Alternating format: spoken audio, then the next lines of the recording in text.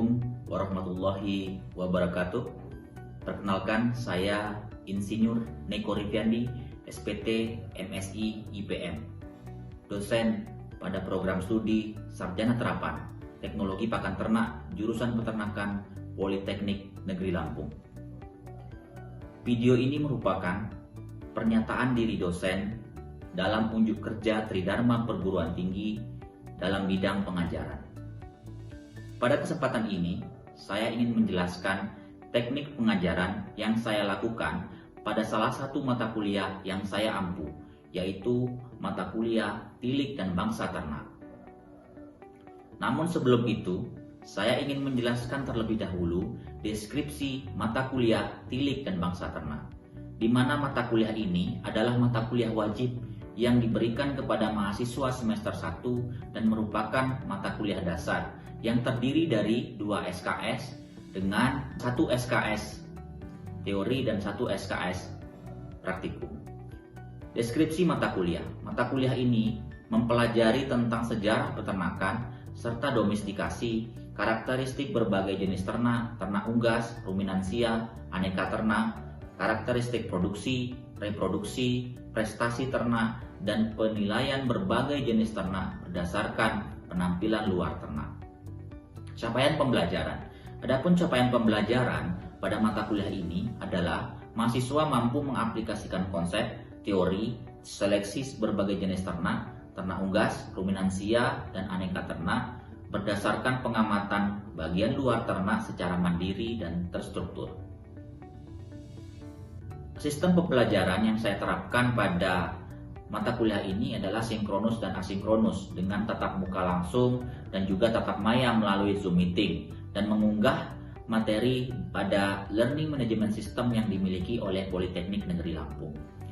Di mana di dalam LMS atau Learning Management System ini kami mengupload RPS, kontrak perkuliahan, buku panduan praktikum, dan juga materi pertemuan dari minggu pertama hingga minggu ke-16. Adapun materi pokok pada mata kuliah ini terdiri dari yang pertama, sejarah peternakan, domestikasi, dan terbentuknya bangsa-bangsa ternak. Yang kedua, gambaran umum karakteristik bangsa-bangsa ternak. Yang ketiga, karakteristik ternak unggas. Yang keempat, karakteristik ternak ruminansia kecil. Yang kelima, karakteristik ternak ruminansia besar. Yang keenam, karakteristik berbagai jenis aneka ternak. Yang ketujuh, karakteristik produksi, reproduksi ternak. Yang kedelapan, penilaian Body Conditioning Score atau BCS pada pendugaan bobot tubuh ternak, dan juga penilaian pada berbagai jenis ternak. Referensi yang kami gunakan ada beberapa, hanya beberapa saja yang saya sebutkan, diantaranya Blackley tahun 1994 ilmu peternakan, Wilson and Payne 1993 pengantar peternakan, Yuwanto dasar-dasar ternak unggas, Canisius, dan ada beberapa lagi referensi yang kami gunakan.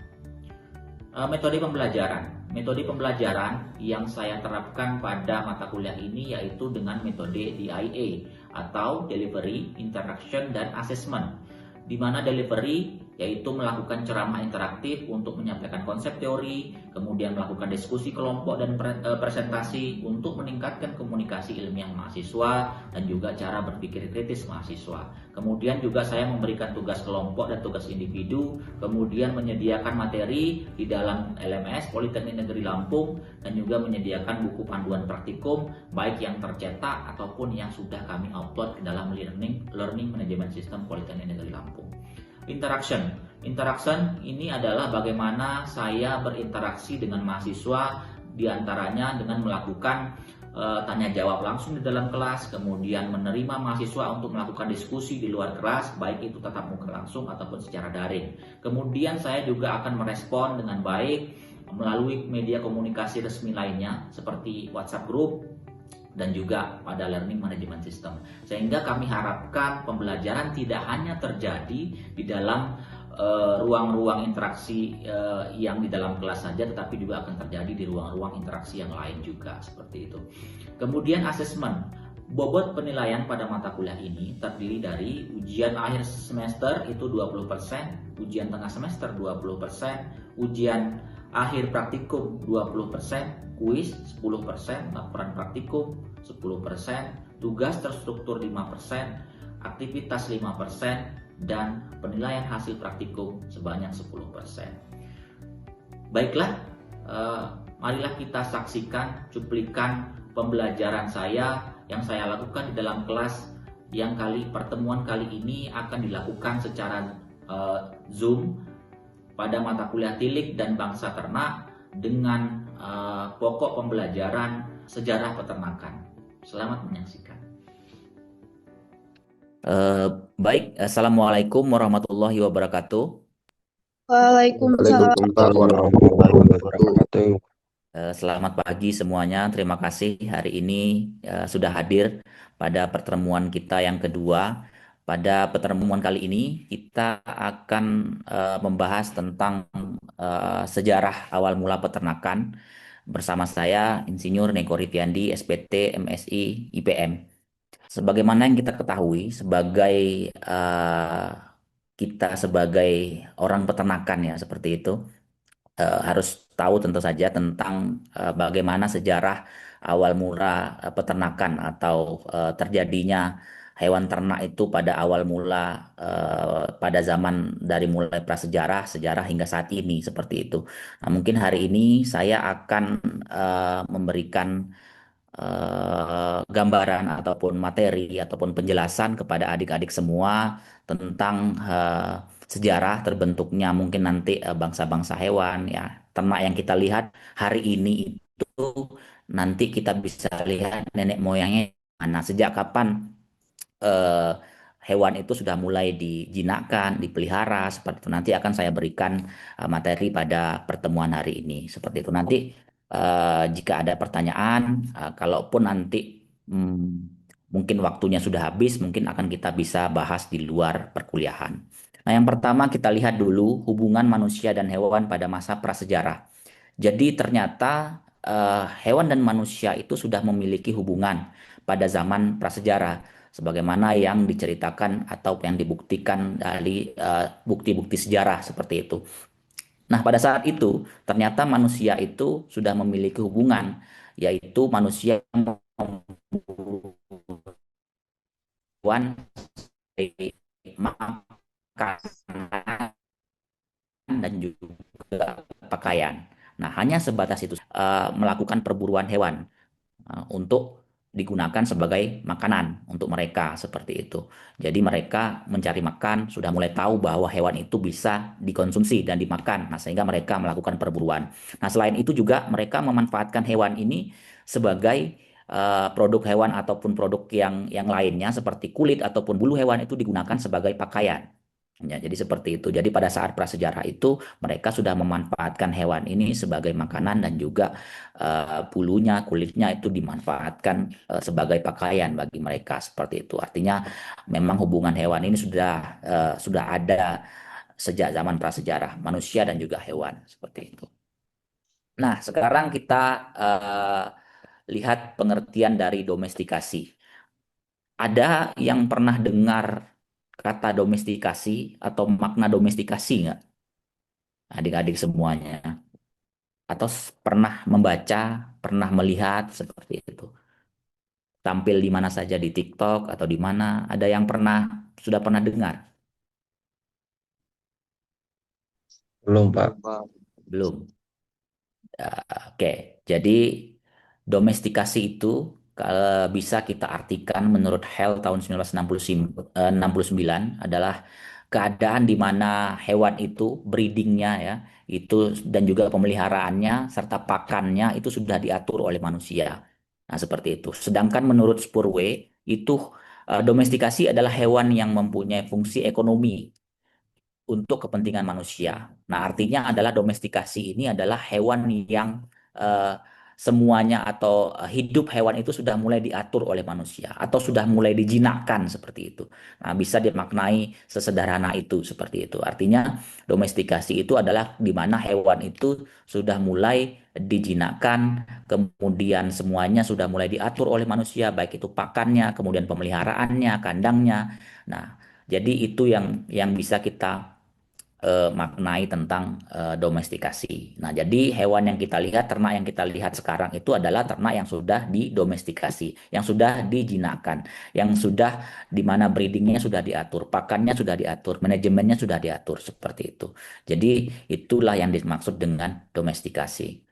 Domestikasi hewan oleh manusia.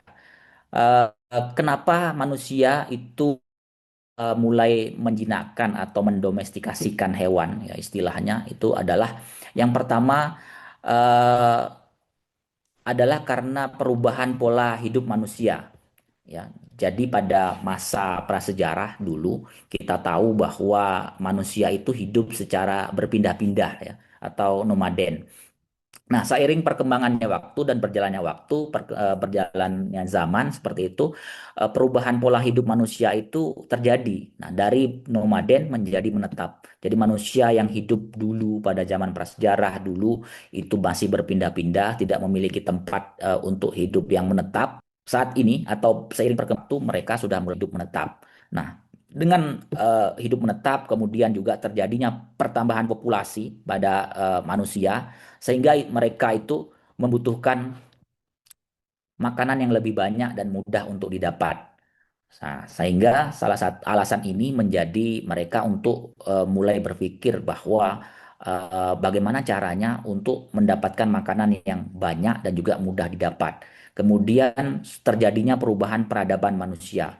Yang peradaban manusia yang mungkin dulu dari zaman prasejarah ada yang disebut dengan zaman batu dan sebagainya. Nah, seiring waktu manusia itu sudah mulai modern, ya mengetahui teknologi, sudah mulai belajar. Nah, sudah mulai mengetahui hal itu sehingga terjadilah domestikasi. Kemudian juga terjadinya aktivitas baru seperti manusia sudah mulai eh, bertani seperti itu sehingga hewan itu sudah mulai dimanfaatkan untuk membantu mereka dalam pertanian. Kemudian juga sebagai alat transportasi. Nah, kemudian juga sebagai tenaga tambahan seperti untuk membantu manusia membajak lahan pertanian ataupun sebagai transportasi seperti itu. Nah, ini adalah kenapa domestikasi hewan oleh manusia itu terjadi. Yang pertama tadi karena terjadi perubahan pola hidup manusia dari nomaden yang menetap sehingga itu memungkinkan untuk mereka bisa melakukan domestikasi atau tentu tidak mungkin ya bisa domestikasi ya meskipun bisa di bawah. Kemudian peran hewan pada periode awal sejarah manusia. Nah, pada periode awal sejarah manusia ini sudah berbeda dengan prasejarah ya. Sebenarnya pada awal sejarah manusia, hewan itu sudah digunakan sebagai eh, makanan juga pakaian, selain itu juga sebagai tenaga kerja. Nah, hewan pada saat ini sudah dimanfaatkan manusia sebagai tenaga kerja, kemudian sebagai alat transportasi. Nah, transportasi untuk mengangkut manusia seperti kuda yang dibuatkan kereta kudanya atau kereta kencananya. Nah, itu bisa digunakan sebagai alat transportasi untuk mengangkut manusia ataupun untuk mengangkut barang atau untuk mengangkut hasil pertanian mereka seperti itu. Nah, kemudian juga hewan pada saat awal sejarah manusia itu juga sudah digunakan sebagai alat perang. Nah, mereka menggunakan hewan ini sebagai alat perang, seperti contohnya yang paling terkenal adalah kuda ya seperti itu. Nah, mereka menggunakan hewan ini atau kuda ini sebagai alat yang mereka gunakan untuk berperang pada saat itu, seperti itu.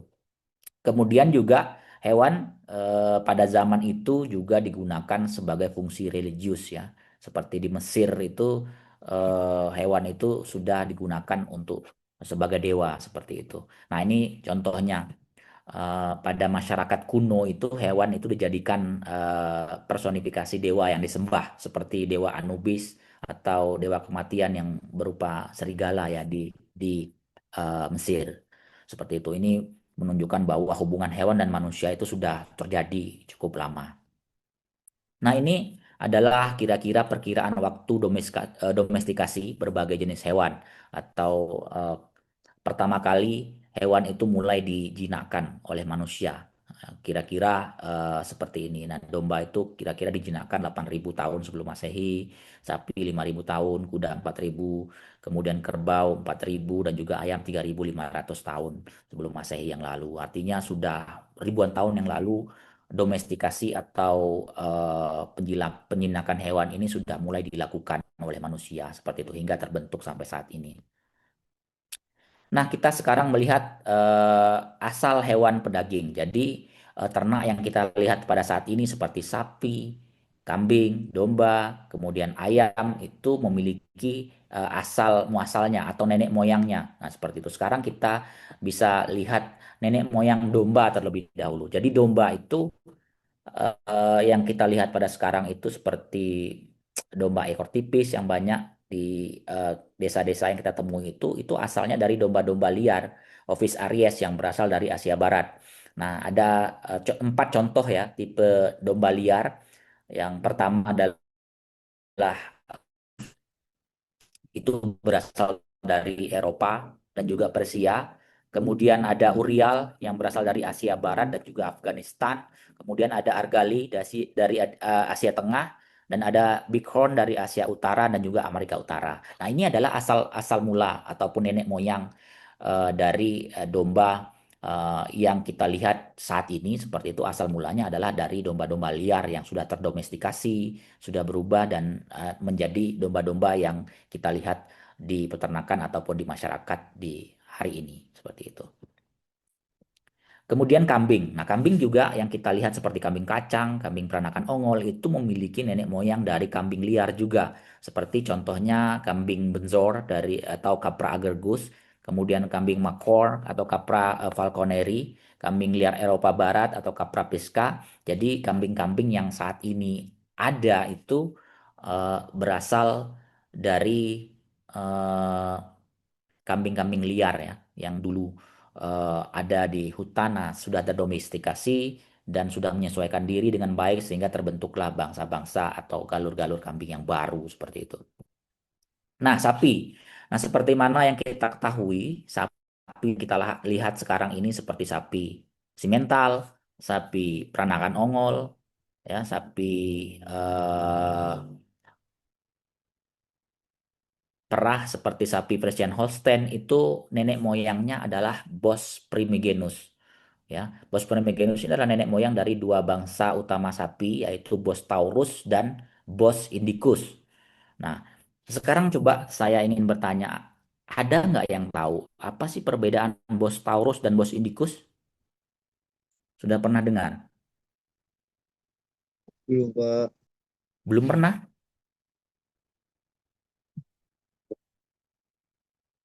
Jadi belum belum tahu apa perbedaan bangsa Bos taurus dan Bos indicus itu nggak tahu ya?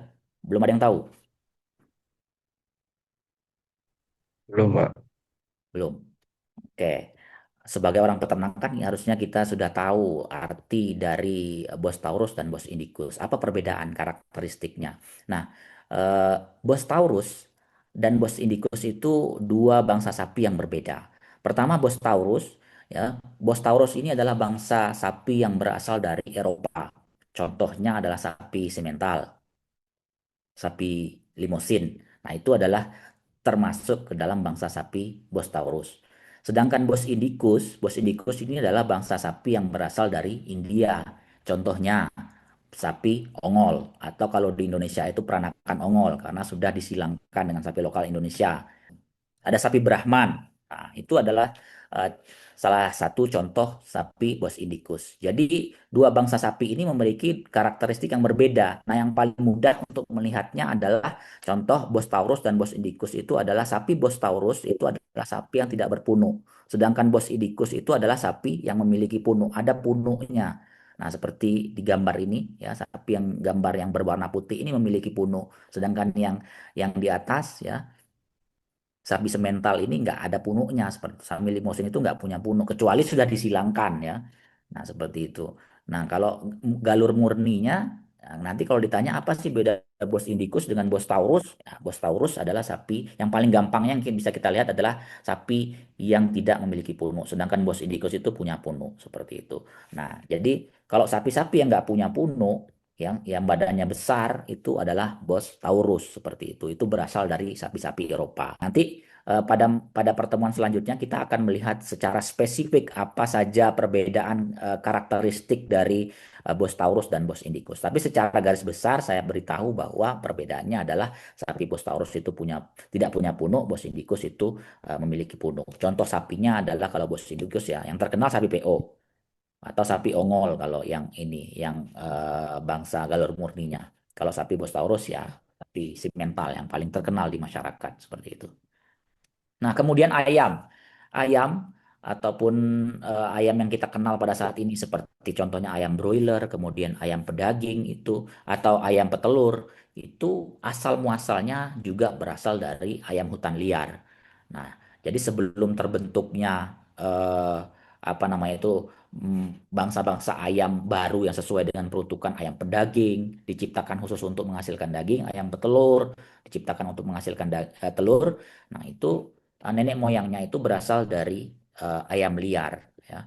Eh, Seperti galus-galus itu yang berasal dari India Tengah, India Timur, Burma, kemudian galus Lafayette, ada galus Sonareti itu di bagian barat India, Mumbai sampai Madras, kemudian galus varius itu di Pulau Jawa, Bali, Lombok dan pulau-pulau yang berdekatan. Nah, jadi inilah asal mula ayam-ayam yang kita lihat pada saat ini ya. Itu berasal dari nenek moyang yang ini. Nah, kalau yang sekarang ini sudah tentu saja sudah melewati banyak sekali teknologi-teknologi pemuliaan, persilangan dan yang sehingga menjadi terbentuklah galur-galur ayam yang baru seperti itu sesuai dengan peruntukan yang diinginkan seiring perkembangannya teknologi. Nah, kalau pada zaman dahulu ayam yang dipelihara ya ayam hutan atau nenek moyang ayam ya ini sampai saat ini juga masih ada galur ayam hutan atau ayam kampung juga masih ada seperti itu. Tapi inilah awal mula atau nenek moyang ayam-ayam yang terbentuk pada saat sekarang ini. Kemudian fase domestikasi hewan oleh manusia itu eh, pertama fase pertama itu manusia itu dalam menjinakkan hewan itu hanya mulai dengan masih menggunakan perkawinan alami. Artinya manusia itu belum bisa memiliki hubungan yang erat seperti itu. Artinya manusia hanya memelihara saja, belum bisa mengatur lebih banyak dari itu. Tidak bisa, belum bisa seperti sekarang ini. Artinya mereka masih kawin secara alami, kemudian juga sudah mulai dibuatkan kandang untuk bisa kawin di dalam kandang. Nah, kemudian selanjutnya seiring perkembangan waktu, manusia itu sudah mulai melakukan seleksi. Artinya mereka sudah mulai sadar bahwa untuk mendapatkan hasil yang lebih baik itu diperlukan bibit yang baik, yang unggul. Sehingga mereka sudah mulai tahu bahwa untuk mendapatkan anak yang bagus maka induknya juga harus bagus. Seperti itu. Maka bapaknya juga harus bagus sehingga untuk dilakukan perkawinan yang dari ternak-ternak yang bagus. Mereka mulai sadar bahwa ternak yang besar, produksinya besar harus memiliki bibit juga yang bagus. Artinya mereka sudah mulai melakukan seleksi. Nah, sampai saat ini seiring dengan perkembangan teknologi dan juga orang-orang pemuliaan, orang-orang genetika itu sudah bisa menghasilkan ternak sesuai dengan keinginan. Seperti ayam pedaging yang dapat menghasilkan daging dalam waktu singkat dengan produktivitas yang optimal. Kemudian ternak seperti sapi penghasil susu, itu ada sapi perah, kemudian ayam petelur.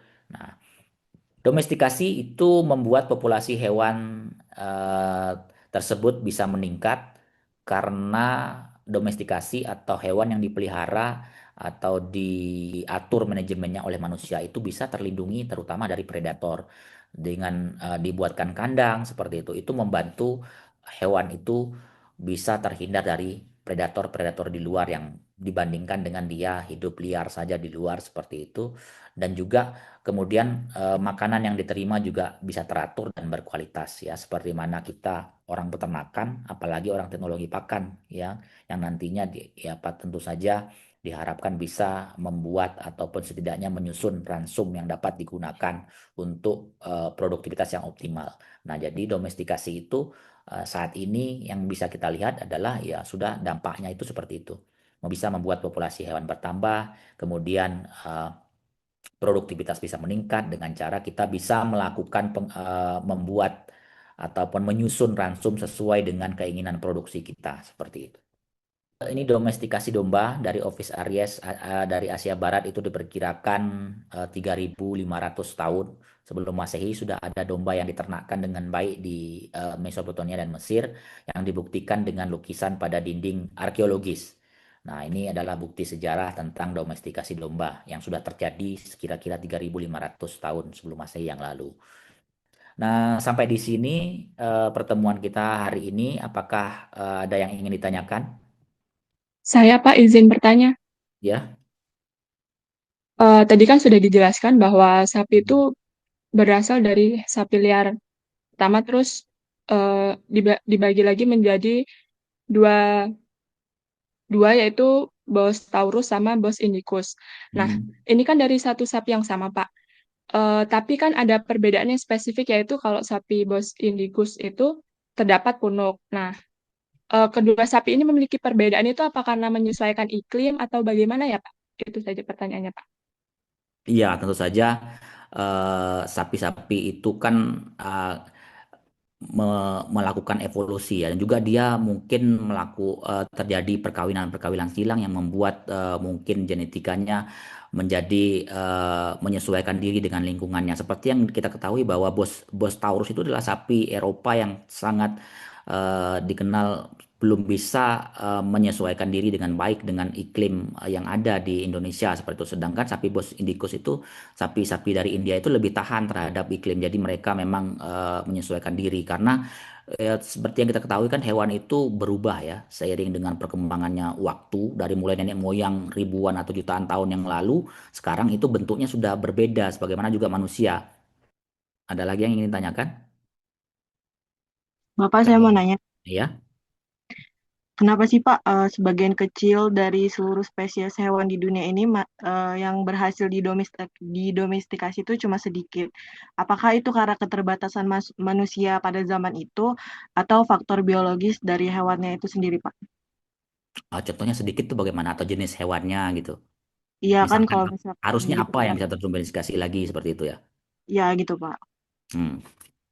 Itu mungkin ya bisa dikatakan bahwa manusia itu menyadari bahwa mereka itu hanya mendomestikasi hewan itu sesuai dengan kebutuhannya.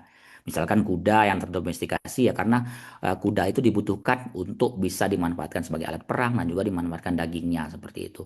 Eh, Kemudian mungkin manusia pada saat itu juga tahu bahwa tidak semua hewan itu bisa terdomestikasi dengan baik. Ya artinya seperti hewan buas itu tidak bisa didomestikasi karena mereka memiliki tabiat buas yang tidak bisa dikendalikan ya. Artinya mereka ya memang memang apa namanya secara alamiah akan menjadi hewan buas, tidak bisa dilakukan atau dijinakkan menjadi hewan yang jinak atau seperti hewan-hewan ternak lainnya seperti itu. Kalau menurut saya karena fungsinya mereka juga melihat oh hewan-hewan yang bisa dimanfaatkan itu apa saja seperti sapi, kerbau, kambing, ya itu bisa dimanfaatkan untuk sebagai penghasil daging, ya babi juga seperti itu bisa dimanfaatkan untuk menghasilkan daging. Nah, hewan-hewan yang tidak bisa tentu saja mereka membiarkan begitu saja seperti itu. Ataupun hewan yang bisa membantu seperti anjing juga ya bisa digunakan untuk mereka membantu dalam bertani atau beraktivitas yang lain sehingga apa namanya itu bangsa-bangsa yang terdomestikasi itu menurut saya terbatas ya karena itu mungkin mereka melihat oh, hewan yang dipelihara ini ya sesuai dengan bisa dimanfaatkan untuk mereka sebetulnya nggak bisa ya ya nggak usah seperti itu yang juga mereka juga melihat oh tentu saja pasti ya kita meskipun pada saat itu belum ada teknologi dan sebagainya ilmu pengetahuan tapi secara naluri itu kita bisa belajar ya dari pengalaman bahwa oh hewan ini bisa didomestikasi ini tidak bisa karena mungkin liar dan buas yang berbahaya manusia juga menyadari itu seperti itu sehingga yang terdomestikasi ini adalah hewan-hewan ini mungkin itu terima kasih sekali lagi atas perhatian adik-adik semua. Semoga kita bisa bertemu di lain kesempatan. Assalamualaikum warahmatullahi wabarakatuh. Demikianlah video saya pada pernyataan diri dosen dalam unjuk kerja Tridharma Perguruan Tinggi atau PDD UKTPT pada bidang pengajaran. Semoga video ini bermanfaat bagi kita semua. Wassalamualaikum warahmatullahi wabarakatuh.